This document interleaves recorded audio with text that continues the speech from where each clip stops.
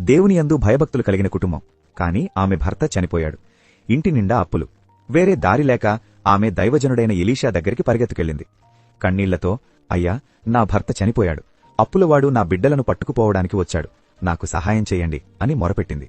అప్పుడు ఎలీషా ఆమెకు డబ్బివ్వలేదు, బంగారం ఇవ్వలేదు. కాని ఒక ప్రశ్న అడిగాడు. నీ ఇంట్లో ఏముంది? ఆమె తలదించుకొని, అయ్యా, నా దగ్గర ఏమీ లేదు, కేవలం ఒక చిన్న కుండలో కాస్త నూనె తప్ప అని చెప్పింది.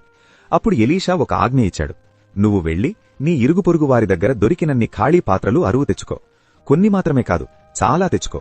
తర్వాత నీవు నీ పిల్లలు లోపలికి వెళ్లి తలుపు వేసి ఆ నూనెను ఆ పాత్రలన్నిటిలో పొయ్యి. ఆమె దేవుని మనిషి మాట నమ్మింది. ఇరుగు పొరుగు వారి నుండి పాత్రలు తెచ్చింది, తలుపు వేసింది. తన చేతిలో ఉన్న చిన్న కుండను ఎత్తి పెద్ద ఖాళీ పాత్రలో పోయడం మొదలుపెట్టింది. అద్భుతం మొదలైంది.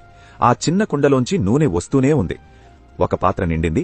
దాన్ని పక్కన పెట్టి మరొకటి తెచ్చారు. అదీ నిండింది. పిల్లలు ఆశ్చర్యంతో పాత్రలు అందిస్తున్నారు. తల్లి ఆనందంతో నూనె పోస్తూనే ఉంది. ఇల్లంతా నూనె పాత్రలతో నిండిపోయింది. ఆమె తన కొడుకుతో, మరొక పాత్ర తీసుకురా అంది.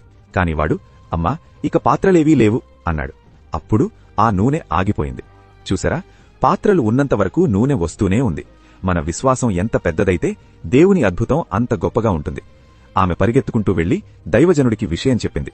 అప్పుడు ఎలీషా, వెళ్లి ఆ నూనెను అమ్మి నీ అప్పు తీర్చుకో, మిగిలిన దానితో నీవు నీ పిల్లలు బ్రతుకుడి అని చెప్పాడు.